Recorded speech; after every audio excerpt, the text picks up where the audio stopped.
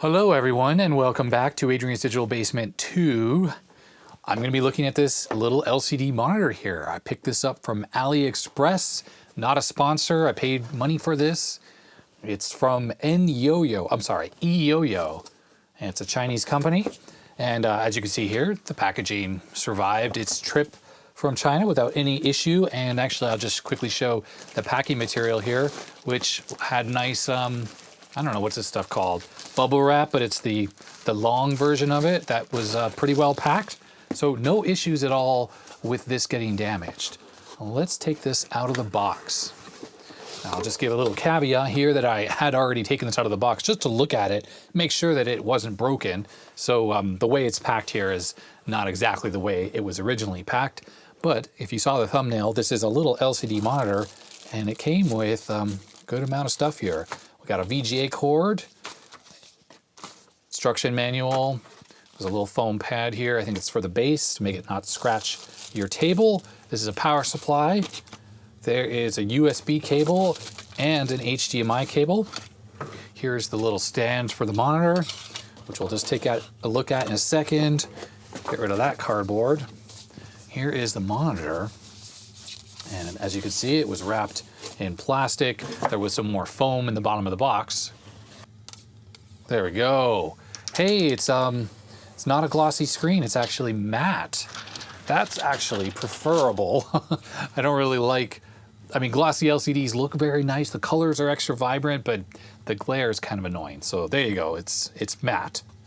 Let's take a look at the listing on AliExpress for this monitor. So it's an 8-inch 4x3 IPS screen. And I wanted things for use with retro machines, so the 4x3 aspect ratio was important to me.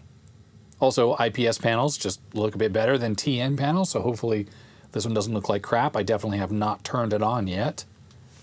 Now, I don't remember exactly what I paid. I think I actually paid a bit less, but there it is, $63.72 US, and that is including free shipping. And the seller for this one is the Eyoyo official store. Now, you never know with AliExpress when it says official, if it's really official. I did try to actually order one of these from another seller, and it never showed up. So AliExpress refunded my money, and then I bought another one from this seller, so it was a little bit more expensive, and this one came without issue. As you saw in the listing there, 8 inches, so compared to the EEV blog multimeter, it's pretty small, so it's not going to take up a lot of space on the desk. Now, something that really attracted me to this, besides the 4x3 aspect ratio, is the input situation. We have a DC input there, 12 volts. There is VGA, HDMI, composite video, audio right and left. There's a USB Type-C connector there. I don't think that powers the monitor. And then a BNC connection. I'm assuming that's composite video, as is this. There are stereo speakers on the back. They're probably not going to sound very good. There's a slot here for mounting it. You can also mount it like a picture on the wall. The little stand, which I already looked at, has a little metal thing there, and then that slides into the slot. You can adjust the height, and as you notice, the stand has what looks like a regular VESA mount. I assume these holes here, so you could mount this on a VESA stand, but of course, since this is removable from the monitor, you can also just screw this straight onto the wall, and you can loosen this here, and that adjusts. And then because this slots on, you can actually slot this onto the stand. So it would be very easy to wall mount this without any additional hardware. It came with this 12 volt, 1.5 amp power supply, but it's got the European connector on it. Maybe they had a US plug option and I just picked the wrong one. I didn't really notice. But of course, regular 12 volts with a center positive, I could just use any power supply I have lying around. Here's the manual for the monitor. There is a QR code if anyone is interested in checking that out. Here's some specs, 1024 by 768, so that's relatively high resolution for such a small little screen. It says it's got BNC YPBPR input. That would imply it's got component, which I really don't believe that's the case, but I guess we will investigate that.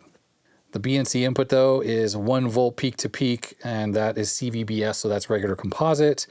VGA support 640 by 480 through 1024 by 768. I am curious if the VGA supports 640 by 400, which is typical for retro computers. That's at 70 Hertz. Has several things listed for HDMI support. It does not list 640 by 480 HDMI support, so we'll have to test that. It does say 12 volts, 1 amp for the power supply for the barrel jack, but it also says mobile power supply, 2 amp at 5 volts. That could mean that that Type-C can power this thing. That's pretty cool.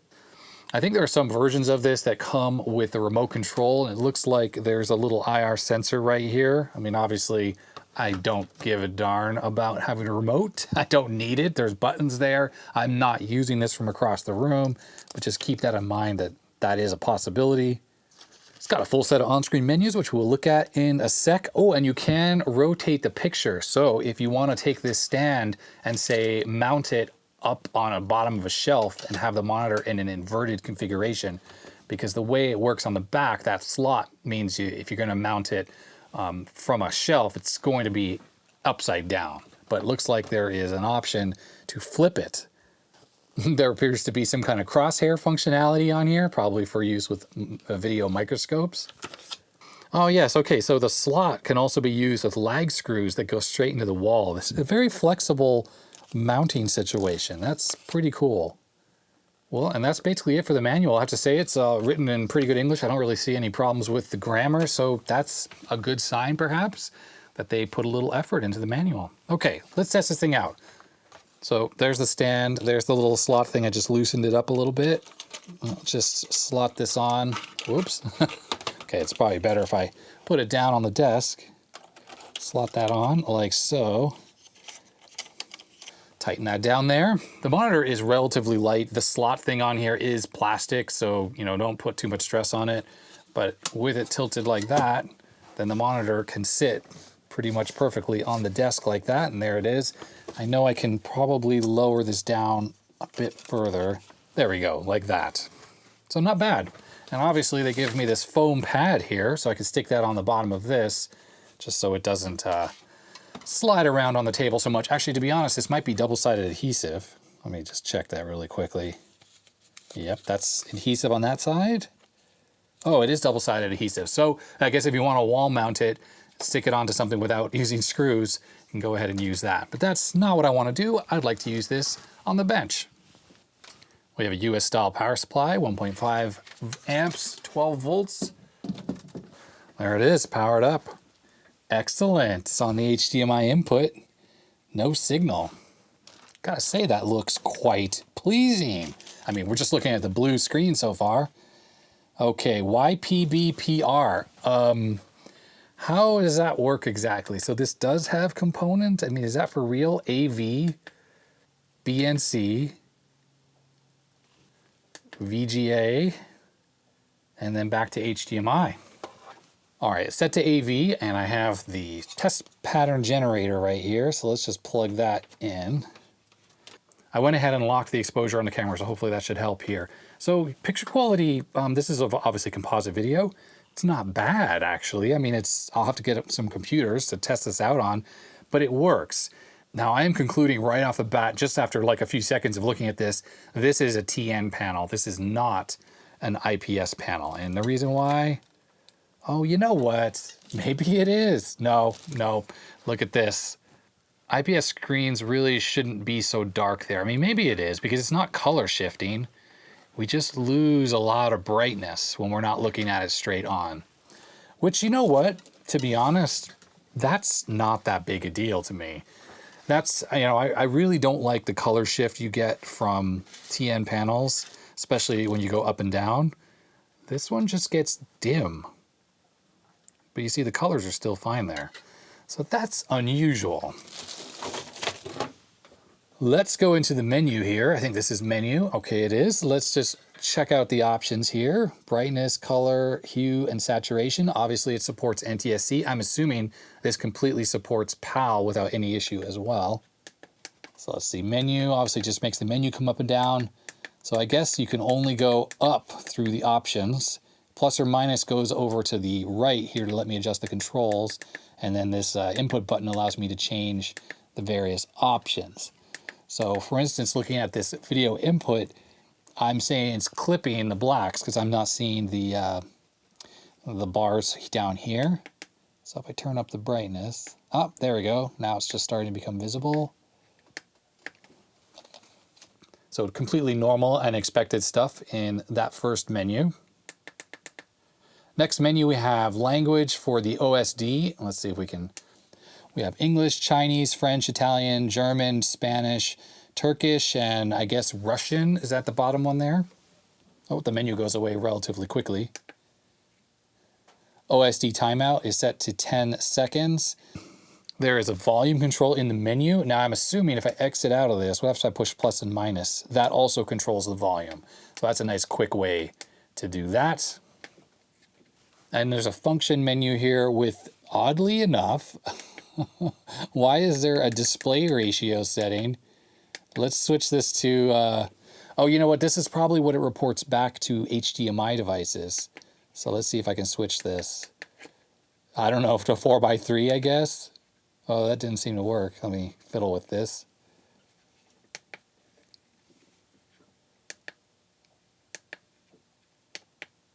There, I just changed it to 4:3. What? Okay, that's weird. Okay, so even though it's a 4:3 panel, whatever circuitry is being used in here clearly is normally being used for 16:9. So you want to set this to 16:9 so it stretches everything out to the full width of the screen. There is something called screen RU, and okay. So this is the flipping capability. So if we switch this, okay, hold on. The navigation of this thing is a little funky. So, okay, so that inverted it. Great, now I have to, now I have to figure out how to fiddle with this. Okay, I'm gonna go back to RU. There we go. Okay, so that allows you to do the flipping, blue screen off and on. I'm actually gonna change that off, and then we have the crosshatch functionality. Let's see what that looks like. I don't really see anything. Oh, there it is. Maybe when you have the remote control, it allows you to adjust that. I don't know. Okay, so if I unplug this video input here, that should result in, I guess, nothing. Is the screen still on? Let's see if it's even running anymore. Yep, it's still backlit, so it's on. So maybe I should put the blue screen back on just so I can see when it when it's running without a signal input. It doesn't even say no signal. That's probably useful for people who have things that are intermittent video signals and you don't want that no signal and the blue screen coming up. So I am going to navigate back to here. There we go. Okay, blue screen is on. Let's check out some of the other color test patterns. So this is a resolution test pattern here on NTSC, and obviously you have the lowest resolution there, and then it kind of ramps up or the lines get closer and closer together. And it's very clear. There's no problem resolving these lines here. If I run this through a TV set, say through composite or RF video, these lines here are completely gone. You don't see them. It just looks gray because they're being filtered out. But this thing is showing it. That's excellent. Oh, I just realized something. I have the test pattern generator not sending a chroma signal through this wire, so it's getting a monochrome signal. That may explain why things are so sharp. Let me put it back into color mode. There it is. Now it's running in NTSC color, and look, it actually showed AV again. I bet you it's not going to look so sharp anymore when I switch back to resolution. No, actually, it's now outputting a color signal, and it's rendering quite well. I have to say, I'm kind of impressed. All right, I have a BNC to RCA adapter. Let's unplug this and plug this in here. Now, this cable is very stiff and thick, so it's probably not going to fit because these connectors are all pretty close to the table. Because this stand doesn't lift the monitor off the table very much, so I'm going to use this sour cream container here to lift it up a little bit. All right, let's switch over to BNC input. Oh, there it is. And yeah, looks totally perfect as well. Let me just get the monitor tilted to the right angle so the camera is getting it straight on. There we go. And don't worry, that cutting out, that's just my little adapter. It's not the best. Cool, looks good. Okay, what I wanted to see is how about the YPBR input, the component input. There it is, YPBPR. And we're getting no signal through the BNC. Now I had a thought that perhaps the RCA connections back there with the audio, those became component. I don't know if that's the case. So I'm plugged into the yellow cable and we're not getting any kind of signal right now. We should be seeing a monochrome signal. I will just try the other audio inputs. I assume we're going to hear audio. Nope. Maybe when it's blue screen, it actually mutes the audio. And we'll try the red input. No video. So I don't know what it's actually using for the YPBR input. I mean, there's no other hidden inputs on this thing. It is technically possible that it's using the VGA input for component. So like the RGB that's on there is now component. I just realized something. So there's actually a pin broken off in the VGA connector. You see that? Let's see if I can get that off. I guess they were testing it. There, it came right out. Whoever was testing this thing, they lost their pin. And that wasn't me. I haven't connected this to anything.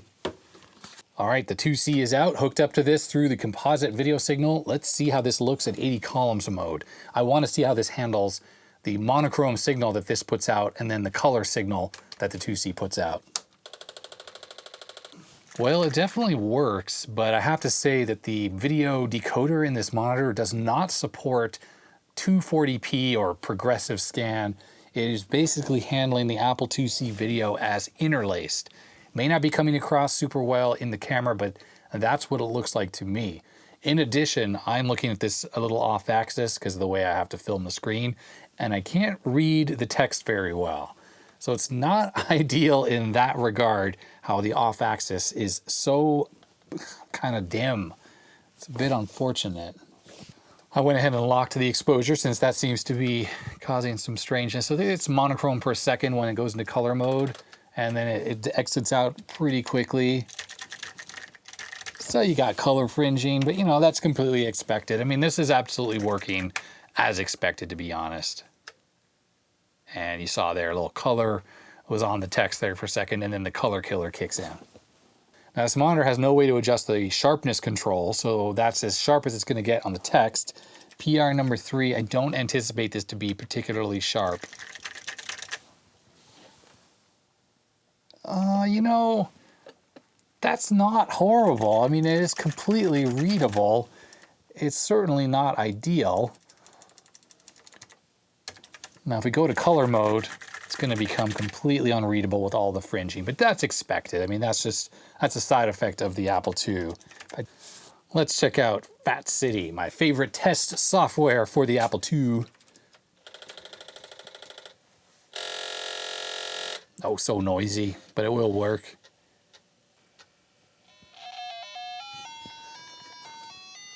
Nice.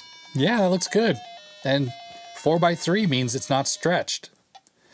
Now, the fact that the Apple II is off to the right is completely the Apple II's fault. That is just the way it outputs video. It looks like that on any TV or monitor.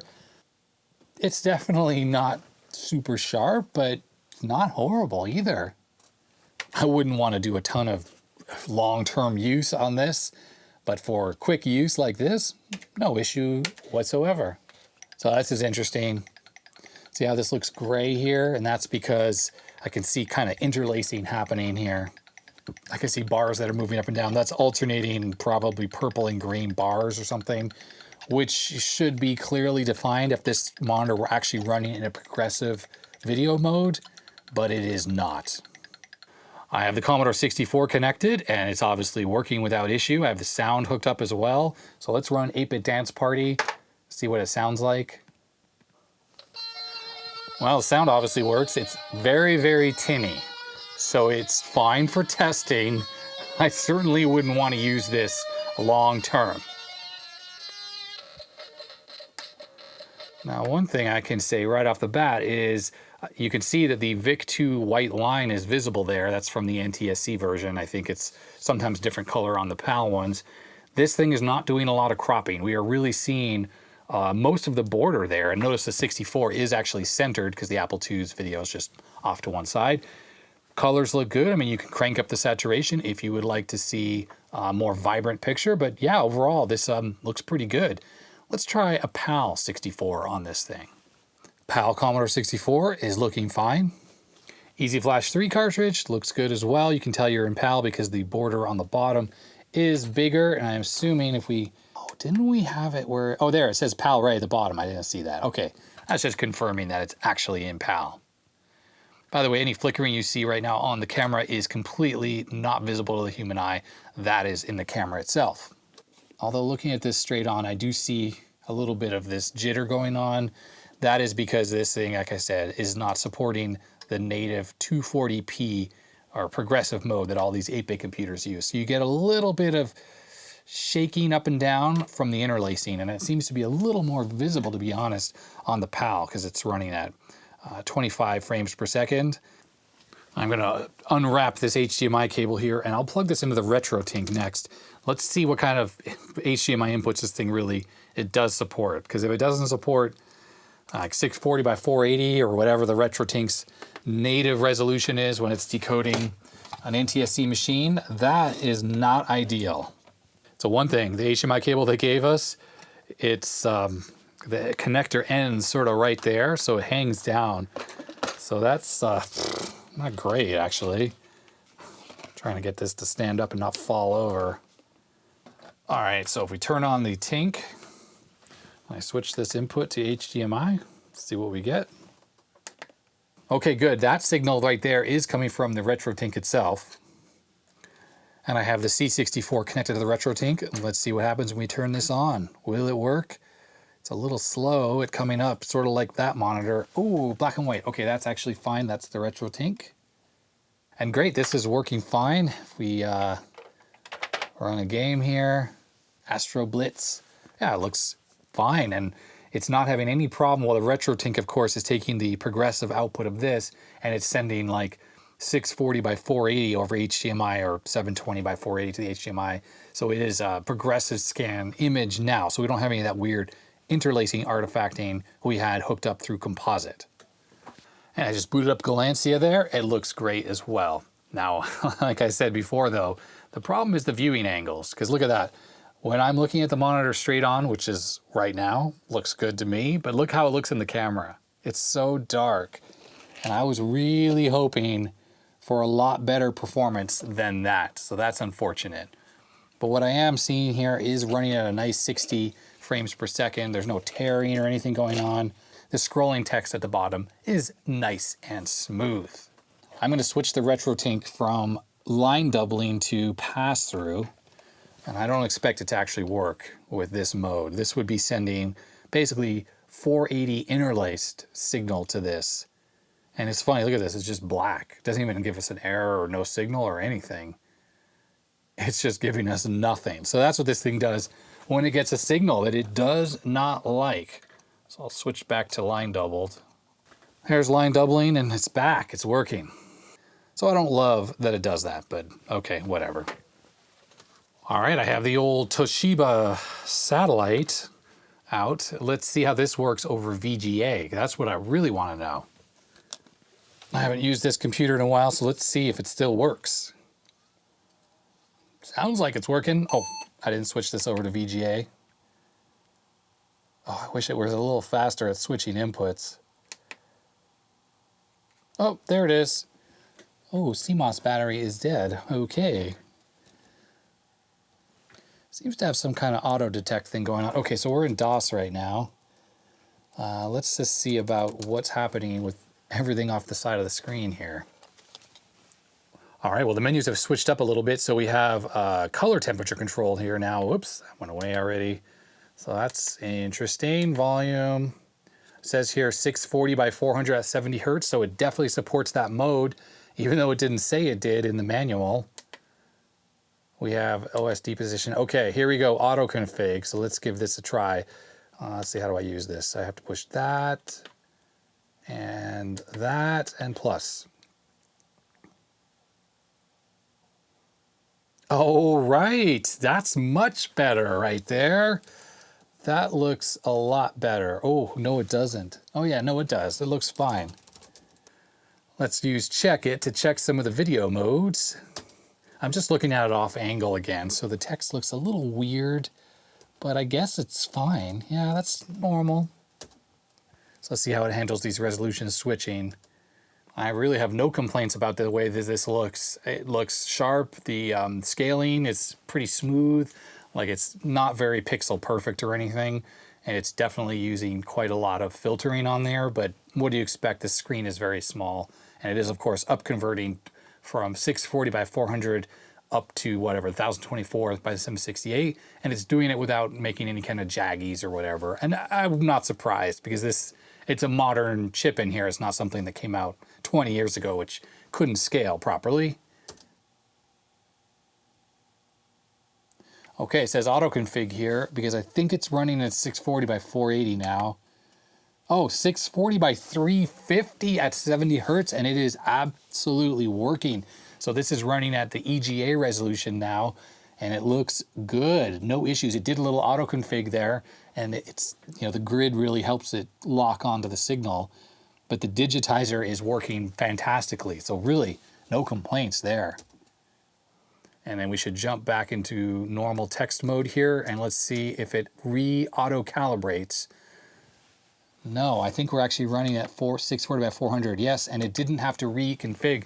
So it also obviously is able to retain the memory of various modes. So like whatever those settings are for, you know, up, down, left, right, and the scaling and the phase and whatever, that is saved. So at least it's got 4 memories: 640 by 400, 640 by 350, 640 by 480. So let's just see if it still does this through all the different modes. So that looks good. I think this is EGA. Yep, 640 by 350. Looks great. And then this is 640 by 480, and it looks great too. It doesn't do that auto config. So yeah, it's remembering all 4 of those modes. That's crazy. That's great. Doom is working. This machine isn't the fastest. Let's see. It does have Sound Blaster support built in this computer. Look at that. Look at that. How cool. It's working well.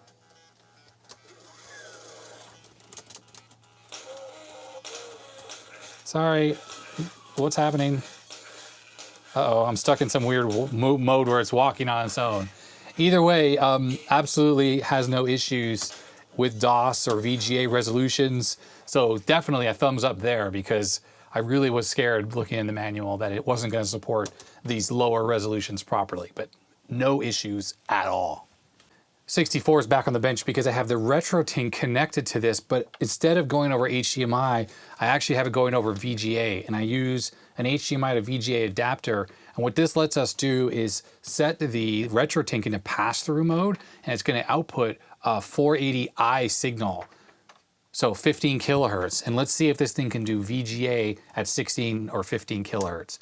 I have a feeling the answer is going to be no, but you know, anything is possible, right? Okay, what's happening here? It doesn't even seem to be working at all with the Retrotink. And it's so weird how, like, when it's not happy with the mode, you just get nothing. So this should be outputting a mode that this thing supports. Yeah, this thing is set to line double. Let's reboot the power on the Retrotink just to make sure. Yeah, no, not happy. But just to show you that it's definitely working, I'm going to take this VGA cable from my Asus monitor here, and you'll see that it actually will decode the signal without any real problem here. So I'll switch this to VGA. There it is. That's over VGA right here. And it is working. So let's just take a look at the menu, see if we can figure out what resolution this is running in. 640 by 480, 32 kilohertz. That's weird that this monitor was working over VGA, which is basically what we got here, 60 hertz at 31 kilohertz or so. And it was working from the Toshiba laptop, and yet the Retrotink is not. I can't explain that. This monitor is great. It works with like everything, but I don't know why this one is not happy with the VGA signal. I plug it back in there, and it just gives us a black screen. Showed something for a second there. I don't know if that actually showed anything useful though. Let's see, I'll unplug it. Plug it back in. No, I don't know. Weird, very weird.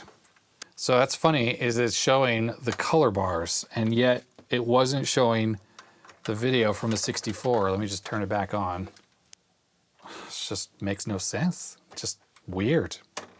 That's not great. I wish it was a little bit more flexible.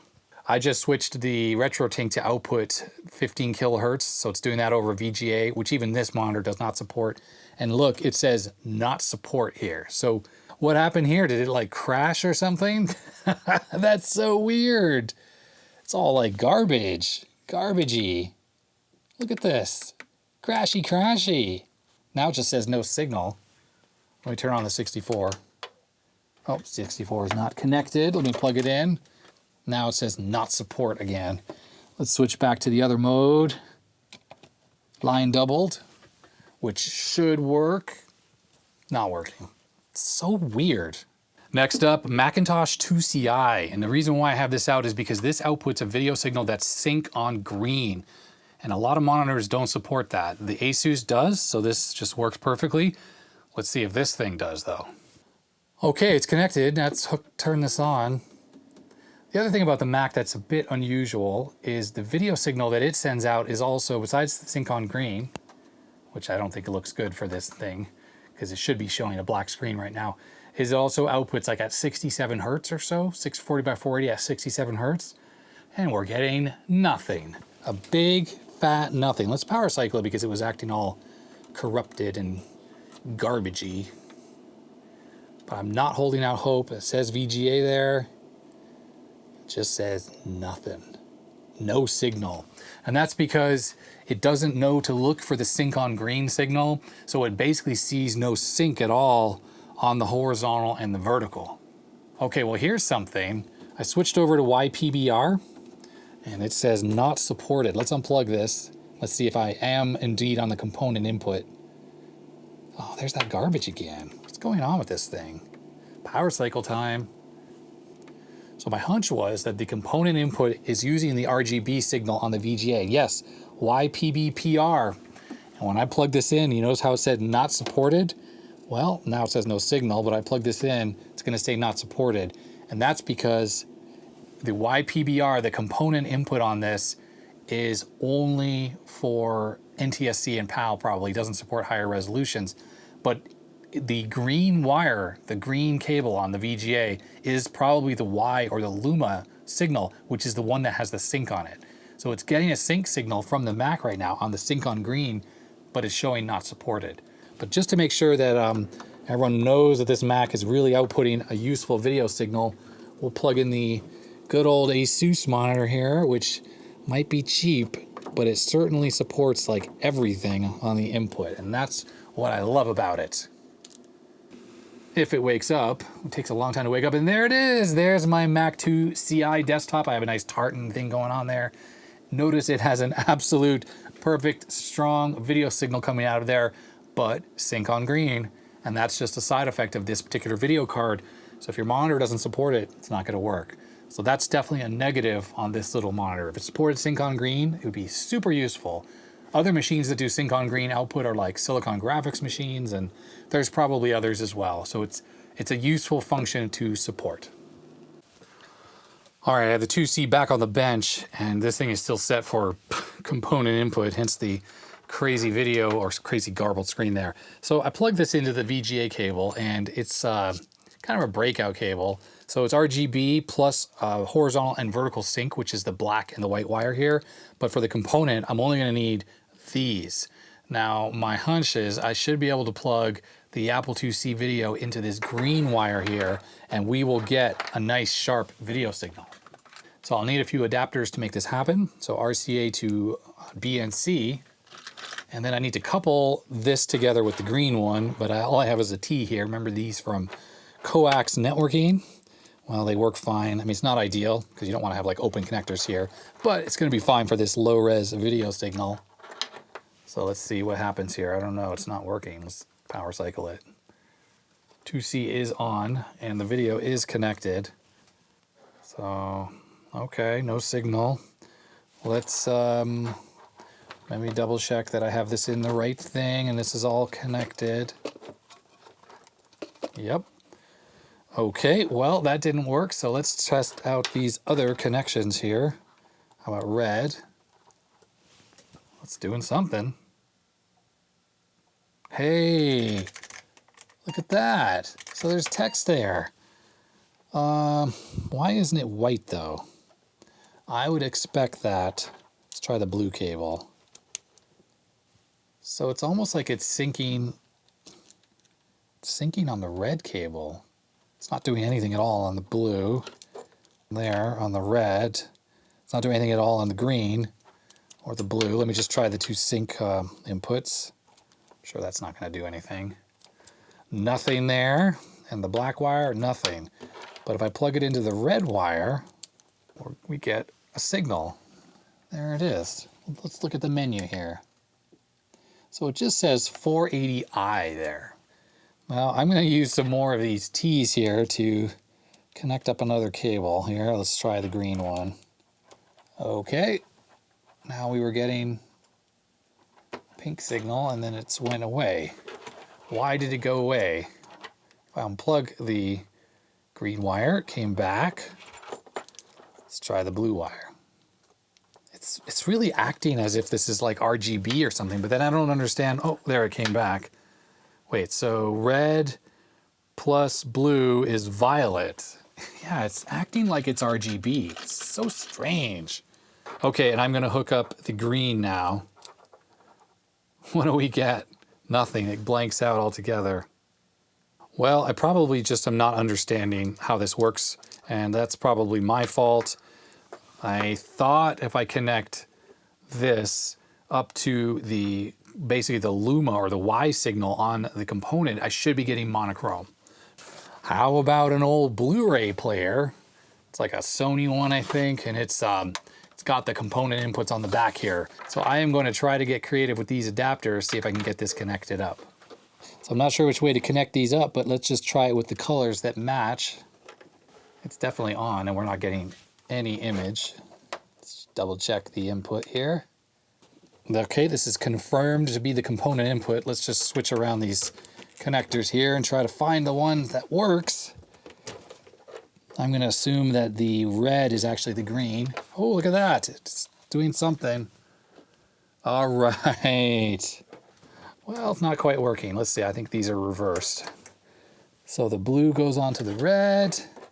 The green goes on to the blue. No. Weird. Let's try fiddling around with these some more. Well, the only way I can get it to work is hooked up this way. Well, the red wire has to be on the green connector on the player. These two can be interchanged. The weird thing is this weird red thing is going on still. So let's see in the menu if there's anything that can help us here. OSD timeout, no. It does say it's running at 720p, so it does support that, but yet colors are all crazy. So really to sum this thing up, and I've switched it to composite, so here we are, Parappa the Rappa is actually playing on my PlayStation. It's actually good to know, I haven't used this thing in maybe a year, that the CD drive in here still works. That's a miracle of some kind. Anyhow, so to summarize this monitor, it does support 480p over HDMI, so that's good, that's a positive. It does support PAL and NTSC over the video inputs, the AV inputs, so that's a positive. The VGA support for PCs seemed to be good. It seems to have no problem at all with 640 by 400, 640 by 350, and 640 by 480. I'm assuming it will have no problem at all with 800 by 600 and 1024. Those will probably work fine. And judging by the fact that it was able to like auto calibrate properly, it probably will work fine with all the other PC style VGA type resolutions. But on to the negatives, which I've written on this post-it note here. So it's got poor viewing angles, and that's pretty annoying because I bought this primarily to do filming with, and just the fact that the off angle is kind of crappy. Although when it's a very bright signal like this, it's not so bad. The NTSC and the PAL input has no 240p or non-interlace support It basically treats all video as interlaced video. And that's a problem for retro computers because they are always outputting a non-interlaced video signal, except for like the Amiga, which can do interlaced, and I think the BBC Micro and probably the other Acorn machines, those can output a PAL interlaced signal. So that would be fine on here. But when you're looking at non-interlaced signals in forced interlaced mode, it just doesn't look so great, as we talked about. It does not support sync on green on the VGA input, and the VGA does not have super flexible input support. So for whatever reason with the Retrotink, it was just a black screen. It didn't even have a message. Obviously, which I didn't write on here, firmware is a little buggy because it gets all glitchy. And then the component input, which could have worked properly with this VGA breakout cable to give you a nice high resolution NTSC input on the green signal, which has the sync built in, seems to be miswired, misconfigured, who knows what. And with all that weird red text going on, not useful at all. That is the review of the Eyoyo 8-inch IPS screen with poor viewing angles from AliExpress for $60-ish, 4x3. Definitely works. It's flexible. That's weird. I was just running Parappa the Rappa and it was fine. Now it's not. So I hit reset. So maybe the CD-ROM drive is dying in this thing. Am I happy with this monitor? It works. I like the fact that it's a good VGA monitor, to be honest. And that's probably what I'm going to use this for the most, is VGA and the HDMI input, which seems to work fine. The composite input, though, kind of crap. So I'll probably just stay away from using that. I have the Retrotink right here all the time anyways. So if I want to hook this up through HDMI, it was working and it was clear that way. So that's good. That's the way I'll hook it up if I need to. So yeah, there we go. I hope you found this useful. This little review was supposed to be mini, but turned out not to be so mini. If you liked it, thumbs up, subscribe. Thanks to all my patrons. Really appreciate it. Check out my main channel. If you want to become a patron, there's a link down below. Of course, that goes without saying, right? And yeah, that's it. Stay healthy, stay safe. I'll see you next time. Bye.